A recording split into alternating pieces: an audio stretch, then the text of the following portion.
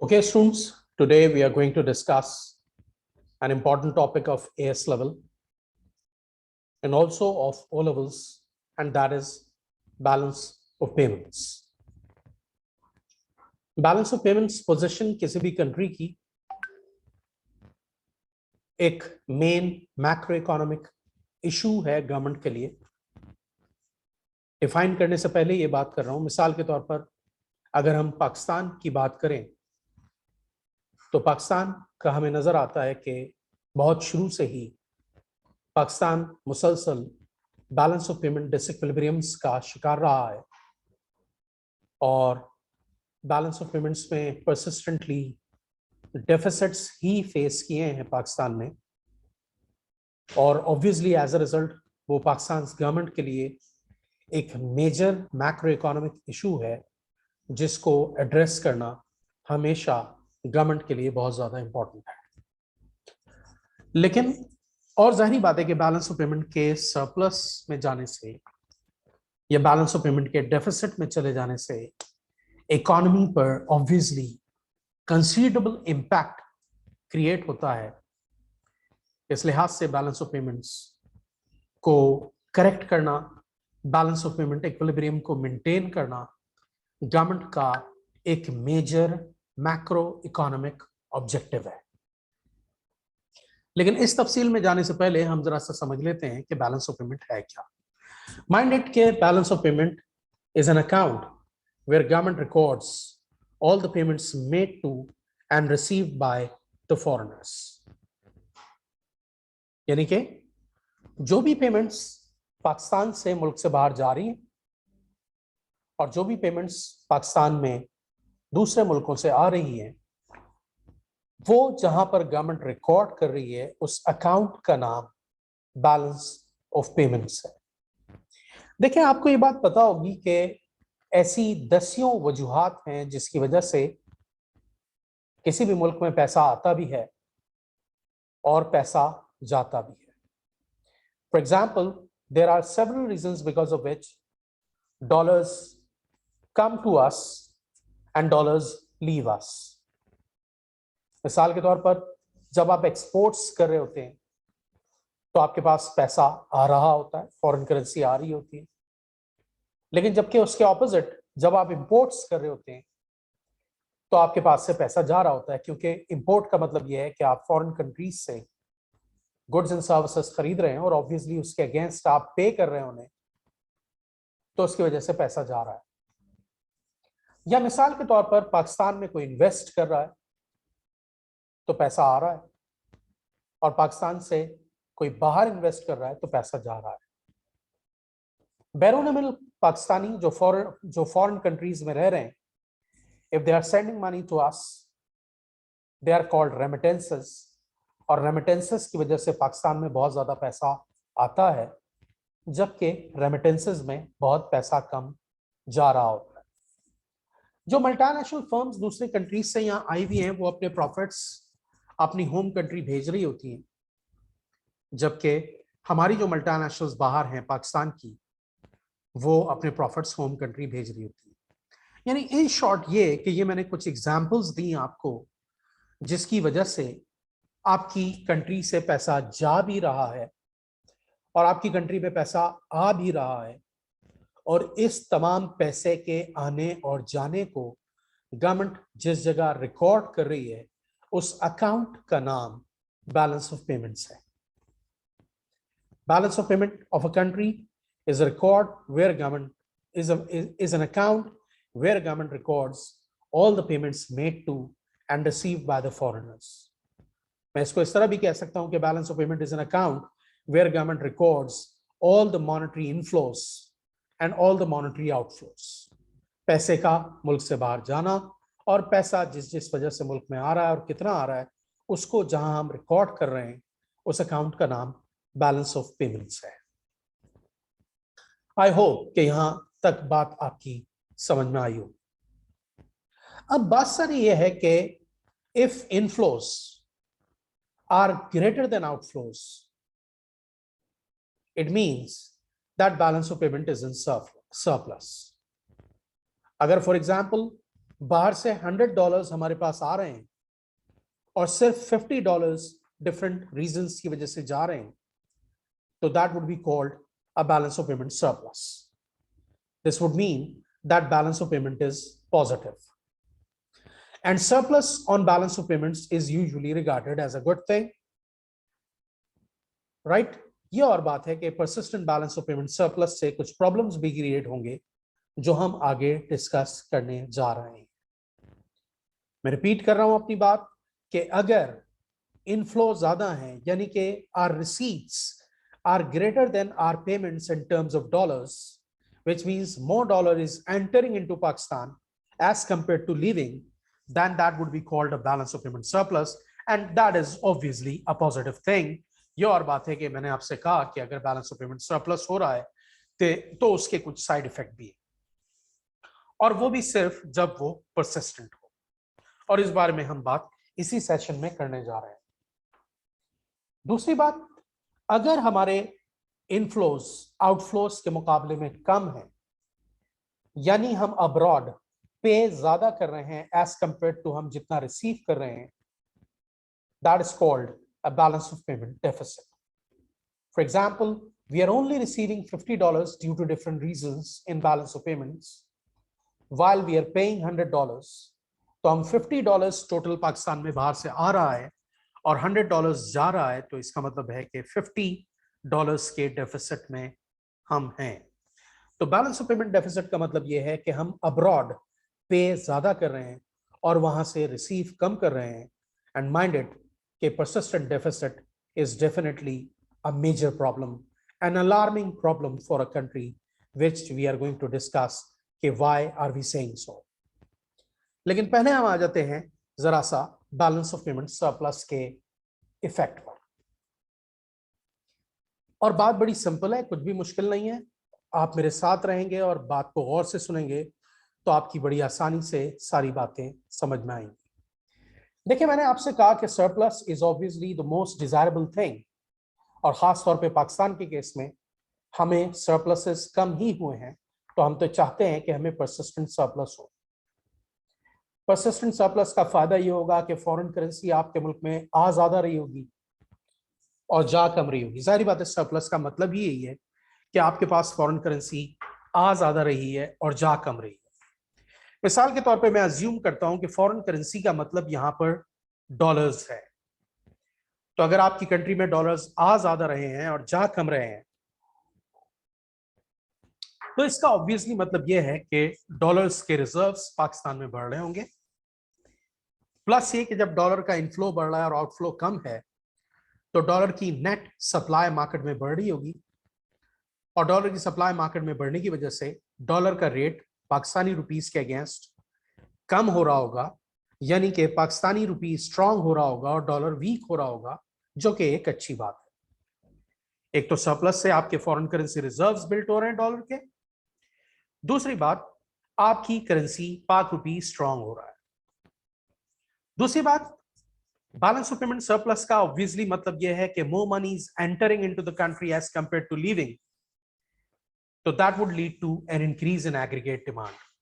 जब आपके मुल्क में पैसा आ ज्यादा रहा है और जा कम रहा है, तो ऑब्वियसली उसकी वजह से एग्रीगेट डिमांड बढ़ रही होगी, और एग्रीगेट डिमांड के बढ़ने से जीडीपी बढ़ेगा और अनएम्प्लॉयमेंट रेट कम होगा. इस बात को एक और तरीके से समझ लें, थोड़ी सी देर के लिए अज्यूम कर लें कि बैलेंस ऑफ पेमेंट्स में सिर्फ एक्सपोर्ट्स हैं और सिर्फ इंपोर्ट्स हैं. जैसे कि मैंने आपको बताया कि बैलेंस ऑफ पेमेंट में तो बहुत सारी चीजें होती हैं, इन्वेस्टमेंट्स होती हैं, एक्सपोर्ट, इंपोर्ट, रिटर्न्स और इन्वेस्टमेंट्स, एड्स एंड ग्रांट्स वगैरह. लेकिन थोड़ी सी देर के लिए आप दिमाग में बिठा लें कि बैलेंस ऑफ पेमेंट्स में सिर्फ एक्सपोर्ट्स होती हैं और इंपोर्ट्स होती हैं.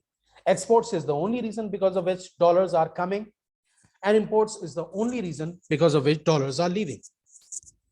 तो अगर हम बात करें कि बैलेंस ऑफ पेमेंट सरप्लस हो रहा है, तो इसका ऑब्वियसली मतलब है कि एक्सपोर्ट्स ज्यादा हैं और इंपोर्ट्स कम हैं, या यूं कह लें कि एक्सपोर्ट्स बढ़ रही हैं और इंपोर्ट्स कम हो रही हैं. बैलेंस ऑफ पेमेंट सरप्लस का मतलब क्या है कि एक्सपोर्ट्स बढ़ रही हैं और इंपोर्ट्स कम हो रही हैं. तो अगर आप एग्रीगेट डिमांड की इक्वेशन को रिकॉल करें, आपको बताया था कि aggregate demand is equal to C plus I plus G plus X minus M। ठीक है, मैंने आपको बताया था कि एग्रीगेट डिमांड का मतलब यह है कि हम कंजम्पशन एक्सपेंडिचर को, जो कि कंज्यूमर्स का एक्सपेंडिचर है, फर्म्स का expenditure, investment, government expenditure, exports expenditure को ऐड करके उसमें से इंपोर्ट्स एक्सपेंडिचर माइनस कर रहे हैं, तो हमारे पास एग्रीगेट डिमांड आ रही है। तो aggregate demand is equal to C plus I plus G plus X minus M। X है यहाँ एक्सपोर्ट के लिए, M है इंपोर्ट के लिए। तो अगर एक्सपोर्ट्स राइज हो रहा होगा और इंपोर्ट्स फॉल हो रही होगी, तो अगर आप इस इक्वेशन पे गौर करें तो आपको नजर आएगा कि एक्सपोर्ट्स के बढ़ने से और इंपोर्ट्स के कम होने से एग्रीगेट डिमांड इंक्रीज होगी। और जब एग्रीगेट डिमांड इंक्रीज हो रही है तो ऑब्वियसली उसका मतलब है कि जीडीपी बढ़ेगा और अनएम्प्लॉयमेंट रेट कम होगा। ठीक है, और obviously that is obviously a positive thing which is happening. क्या क्या पॉजिटिव बातें बताई बैलेंस ऑफ पेमेंट सरप्लस से रिलेटेड? पहली बात, जब डॉलर्स आ ज्यादा रहे जा कम रहे तो आपकी फॉरेन करेंसी के रिजर्व्स बढ़ रहे हैं। जब डॉलर आ ज्यादा रहा है जा कम रहा है तो डॉलर की सप्लाई बढ़ रही है मार्केट में, जिससे पाक रुपी स्ट्रांग होगा। और जब पैसा आ ज्यादा रहा है और जा कम रहा है तो एग्रीगेट डिमांड बढ़ रही होगी, जिससे कि जीडीपी बढ़ रहा होगा और अनएम्प्लॉयमेंट रेट कम हो रहा होगा। लेकिन मसला यह है कि अगर यही सरप्लस बहुत ज्यादा परसिस्टेंट हो जाए, मुसलसल हो जाए और इसका साइज भी बड़ा हो, बहुत ज्यादा सरप्लसेस हो रहे हो, तो वो बास टाइम फायर बैक कर जाएगा। किस तरह फायर बैक कर जाएगा? कि डॉलर्स जब आपके यहां आएंगे ज्यादा और जाएंगे कम, तो एक इफेक्ट तो यह आएगा कि डॉलर की सप्लाई बढ़ती जाएगी मार्केट में और उसकी वजह से आपका रुपया स्ट्रांग होता चला जाएगा। और रुपए का स्ट्रांग होना इस लिहाज से नुकसानदेह है कि उससे नतीजा ये निकलेगा कि आपकी एक्सपोर्ट्स गिरने लगेंगी और इंपोर्ट्स बढ़ने लगेंगी। ठीक है, क्योंकि अगर पाक रुपी स्ट्रांग होगा तो फॉरेनर्स को हमारी एक्सपोर्ट्स खरीदना मुश्किल हो जाएगा, क्योंकि पाकिस्तानी करेंसी उनके लिए एक्सपेंसिव हो रही है, जबकि हमारे लिए इंपोर्ट्स खरीदना आसान हो जाएगा। हमारी buying power in terms of other currencies बढ़ जाएगी और नतीजा ये निकलेगा कि जो सरप्लस था वो आहिस्ता आहिस्ता वर्सन होने लगेगा, एक्सपोर्ट्स गिरने लगेंगी, इंपोर्ट्स बढ़ने लगेंगी, और obviously this is not positive. इसलिए एक्सचेंज पर सरप्लस की वजह से एक्सचेंज रेट का बहुत ज्यादा अप्रिशिएट करना फेवरेबल नहीं है। दूसरी बात, अगर परसिस्टेंट डेफिसिट परसिस्टेंट सरप्लस हो रहा है और उसकी वजह से एग्रीगेट डिमांड तेजी से बढ़ रही है, तो ठीक है कि उससे शुरू में जीडीपी बढ़ेगा, अनएम्प्लॉयमेंट कम होगी। लेकिन अगर एग्रीगेट डिमांड परसिस्टेंटली बढ़ती चली गई तेजी से, तो नतीजा ये निकलेगा कि डिमांड पुल इन्फ्लेशन सेट इन हो जाएगा। क्योंकि अगर एग्रीगेट डिमांड बहुत तेजी से बढ़ रही है और आउटपुट उसे मैच नहीं कर पा रहा, सप्लायर्स इतनी जल्दी रिस्पॉन्ड नहीं कर पा रहे, या यूं कह लें कि इकोनॉमी अगर फुल एम्प्लॉयमेंट लेवल पर है, तो नतीजा ये निकलेगा कि एग्रीगेट डिमांड के बढ़ने की वजह से बहुत ज्यादा इन्फ्लेशन का प्रॉब्लम सामने आ गया। तो पता क्या चला कि परसिस्टेंट सरप्लस है तो डिजायरेबल, हर इंसान और हर कंट्री चाहती है कि उसके पास आए पैसा ज्यादा और जाए कम, लेकिन बास टाइम उसकी वजह से आपका एक्सचेंज रेट बहुत ज्यादा अप्रिशिएट होने लगेगा, जिसकी वजह से एक्सपोर्ट्स नेगेटिवली इन्फ्लुएंस होंगी, इंपोर्ट्स बढ़ने लगेंगी। प्लस ये कि परसिस्टेंट सरप्लस की वजह से एग्रीगेट डिमांड तेजी से बढ़नी शुरू हो जाएगी, जिससे कि ऑब्वियसली इन्फ्लेशन का प्रॉब्लम सामने आएगा। ठीक है, आई होप कि आपकी बात समझ में आ रही। फिर मैं आ जाता हूं डेफिसिट पर, कि अगर परसिस्टेंट डेफिसिट हो रहा है, देखिए अगर डेफिसिट और सरप्लस साइकिल में हो रहा है कि कभी डेफिसिट कभी सरप्लस, कभी डेफिसिट कभी सरप्लस, जिसको हम सिक्लिकल डेफिसिट और सरप्लस कहते हैं, राइट, तो वो मसला नहीं है, क्योंकि सरप्लस और डेफिसिट बार बार एक दूसरे को कैंसिल आउट कर रहे हैं। लेकिन अगर डेफिसिट परसिस्टेंट हो जाए तो अब उसका क्या मतलब है, गौर से सुनिए। जाहिर बात है कि डेफिसिट का मतलब यह है कि पाकिस्तान कमा कम रहा है, खर्च ज्यादा कर रहा है। पाकिस्तान के पास डॉलर्स आ कम रहे हैं और जा ज्यादा रहे हैं, जो कि पाकिस्तान की सिचुएशन है यूजुअली, कि पाकिस्तान के पास डॉलर आता कम है और पाकिस्तान के पास से डॉलर जाता ज्यादा है, इसलिए बोरो करना पड़ता है। तो आप जब परसिस्टेंट डेफिसिट हो रहा है तो इसका मतलब यह है कि डॉलर्स कंटिन्यूसली आ कम रहे और जा ज्यादा रहे। As a result dollar market में शॉर्ट होगा, जिसकी वजह से डॉलर की प्राइस बढ़नी शुरू हो जाएगी। और डॉलर की प्राइस बढ़ने का मतलब यह है कि आपकी करेंसी की प्राइस नीचे जा रही, राइट। फॉर एग्जांपल पहले 150 का $1 था, फिर 160 का $1, फिर 170 का $1, और ऐसा बढ़ता चला जा रहा है। तो होगा ये कि डॉलर जब आएगा कम और जाएगा ज्यादा तो डॉलर शॉर्ट हो जाएगा मार्केट में। आपके एक तो डॉलर के रिजर्व्स कम हो रहे होंगे, और दूसरा ये कि डॉलर के शॉर्ट होने की वजह से पाक रुपी डिप्रिशिएट होना शुरू हो जाएगा। दूसरा मसला यह है कि जब परसिस्टेंट डेफिसिट हो रहा है, यानी कि एक्सपोर्ट्स मुसलसल कम हो रही हैं और इंपोर्ट्स मुसलसल बढ़ रही हैं, तो अगेन उसको रिकॉल करें, एग्रीगेट डिमांड कम होनी शुरू हो जाएगी। पिछले केस में, सरप्लस के केस में, हमने कहा एक्सपोर्ट्स बढ़ रही है, इंपोर्ट्स कम हो रही हैं, तो उसका नतीजा ये निकला था कि एग्रीगेट डिमांड बढ़ रही थी। जबकि यहां पर क्या हो रहा है कि जब एक्सपोर्ट्स गिरेंगी और इंपोर्ट्स बढ़ेंगी, एग्रीगेट डिमांड की इक्वेशन को अगेन रिकॉल करें कि जब एक्सपोर्ट्स फॉल होंगी और इंपोर्ट्स बढ़ेंगी तो एग्रीगेट डिमांड फॉल होगी, और एग्रीगेट डिमांड के फॉल होने से जीडीपी पर नेगेटिव इन्फ्लुएंस आएगा, अनएम्प्लॉयमेंट बढ़ना शुरू हो जाएगी। ये और बात है कि अगर आपको डेफिसिट उस टाइम पर हो रहा है जिन दिनों इन्फ्लेशन है, तो डेफिसिट का होना इन्फ्लेशन को कंट्रोल कर देगा, क्योंकि डेफिसिट का मतलब यह है कि एग्रीगेट डिमांड कम हो रही हो, क्योंकि एक्सपोर्ट्स गिर रही हैं और इंपोर्ट्स बढ़ रही। माइंडेड कि मैं पहले बता चुका हूं कि बैलेंस ऑफ पेमेंट में सिर्फ एक्सपोर्ट और इंपोर्ट नहीं होती, लेकिन एग्रीगेट डिमांड को इक्वेशन को रिलेट करने के लिए मैं थोड़ी सी देर के लिए अज्यूम कर रहा हूं कि बैलेंस ऑफ पेमेंट्स में सिर्फ एक्सपोर्ट है और सिर्फ इंपोर्ट है। ठीक है, तो अगर एक्सपोर्ट्स फॉल हो रही है और इंपोर्ट्स बढ़ रही है तो एग्रीगेट डिमांड फॉल हो रही होगी, और अगर ऐसा परसिस्टेंटली हो रहा है तो जीडीपी ग्रोथ रेट कम हो जाएगा, अनएम्प्लॉयमेंट रेट बढ़ जाएगा। तो परसिस्टेंट सरप्लस तो चलें एक प्रॉब्लम है, लेकिन कोई कंट्री ये नहीं चाहती कि सरप्लस ना हो। बस गवर्नमेंट करेगी ये कि इन्फ्लेशन से रिलेटेड और एक्सचेंज रेट से रिलेटेड पॉलिसीज अडॉप्ट करेगी, जैसा कि मिसाल के तौर पर चाइना परसिस्टेंट सरप्लस फेस कर रहा होता है, और चाइना के एक्सचेंज रेट पर यानी कि यॉन पर हमेशा अपवर्ड प्रेशर रहता है। लेकिन चाइना करता क्या है कि मार्केट में यॉन बेच के और डॉलर्स खरीदना शुरू कर देता है। तो यॉन का जो रेट ऊपर जा रहा था, वो यॉन की सप्लाई बढ़ने की वजह से वापस नीचे चला जाता है, क्योंकि जब डॉलर खरीद के यॉन मार्केट में बेच रहे हैं तो यॉन की सप्लाई बढ़ रही है, और यॉन जो अप्रिशिएट हो रहा था वो यॉन की सप्लाई बढ़ने की वजह से वापस नीचे जाना शुरू हो जाएगा। तो चाइना के लिए तो ऐसा करना आसान है, क्योंकि ऐसा करने से एक तो उसके डॉलर रिजर्व्स बढ़ रहे हैं, क्योंकि वो यॉन बेच के डॉलर खरीद रहा है, तो डॉलर के रिजर्व्स बढ़ रहे हैं, और यॉन को वो अंडर वैल्यू कर रहा है, उसका एक्सचेंज रेट जो ऊपर आ रहा था उसको नीचे कर रहा है वो।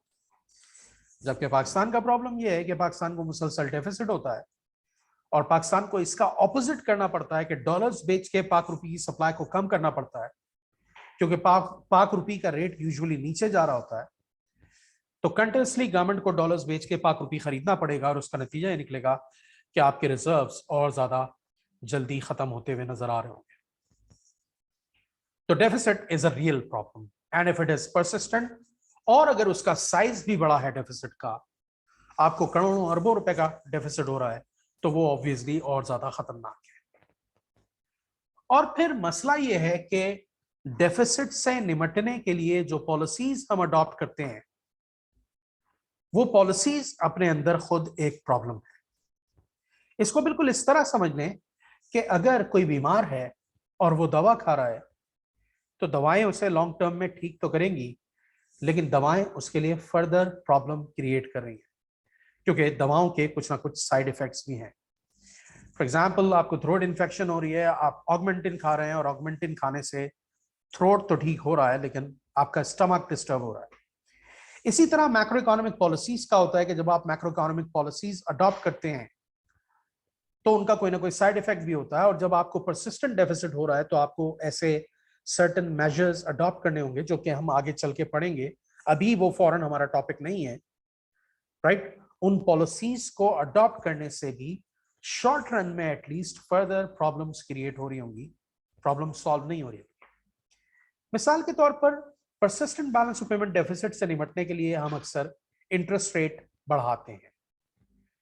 जब persistently balance of payment deficit या करंट अकाउंट डेफिसिट हो रहा होगा तो गवर्नमेंट को इंटरेस्ट रेट बढ़ाना पड़ेगा। माइंडेड कि हमारा नेक्स्ट क्लास में टॉपिक ये भी है कि बैलेंस ऑफ पेमेंट में क्या क्या चीजें होती हैं, बैलेंस ऑफ पेमेंट कैसे ऑर्गेनाइज होता है, उसका स्ट्रक्चर क्या है, लेकिन फिलहाल इस क्लास में मैं उसे डिस्कस नहीं कर रहा हूँ। नेक्स्ट क्लास में हमारी वहीं से बात शुरू होगी।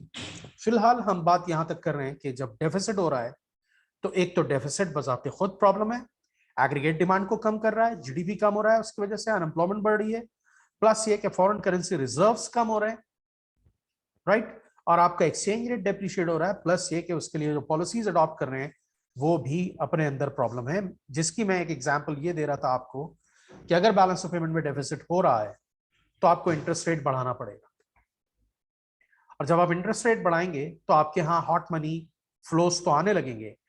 इसका भी आगे जिक्र होगा। जो शॉर्ट टर्म इन्वेस्टमेंट्स हैं वो आपके यहाँ आनी शुरू हो जाएंगी, और जो आपके यहाँ से जा रही थी वो कम होनी शुरू हो जाएंगी। उससे बैलेंस ऑफ पेमेंट तो इंप्रूव हो जाएगा कि पैसा आने लगा ज्यादा इन्वेस्टमेंट्स में, शॉर्ट टर्म इन्वेस्टमेंट्स में, और जो शॉर्ट टर्म इन्वेस्टमेंट्स में मुल्क को छोड़ रहा था वो रुक गया, तो इनफ्लोज बढ़ गए, आउटफ्लोज कम हो गए, तो उससे बैलेंस ऑफ पेमेंट तो वक्ती तौर पर इंप्रूव होगा, लेकिन इंटरेस्ट रेट बढ़ाने से ऑब्वियसली सेविंग्स बढ़ जाएंगी, बोरोइंग्स कम हो जाएंगी, और इकोनॉमी की internal demand for goods and services कम हो जाएगी, जिससे कि इकोनॉमी ऑब्वियसली रिसेशन में जा सकती है। तो पता क्या चला कि जो बैलेंस ऑफ पेमेंट डेफिसिट से निपटने के लिए जो पॉलिसीज हम अडॉप्ट कर रहे हैं वो भी अपने अंदर इतनी सिंपल पॉलिसीज नहीं है, और इसलिए बेहतर यह है कि बजाय इसके कि बैलेंस ऑफ पेमेंट डेफिसिट को सही किया जाए, यानी कि उसके अकर होने के बाद उसे सही किया जाए, वो समझदारी नहीं है। बेहतर है कि बैलेंस ऑफ पेमेंट डेफिसिट को अवॉइड किया जाए, उसको प्रिवेंट किया जाए कि वो हो ही ना। इस बारे में हम मजीद बात करेंगे नेक्स्ट क्लास में। आई होप आपके सारी बात समझ में आई हो।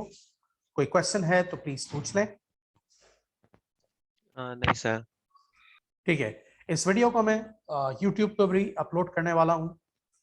अगर ये वीडियो आपको पसंद आए तो उसको लाइक कीजिएगा, सब्सक्राइब कीजिएगा, और उसको अपने फ्रेंड्स के साथ शेयर कीजिएगा। Thank you very much. कोई क्वेरी हो तो आप व्हाट्सएप वगैरह पर मुझसे पूछ सकते हैं। Thanks a lot.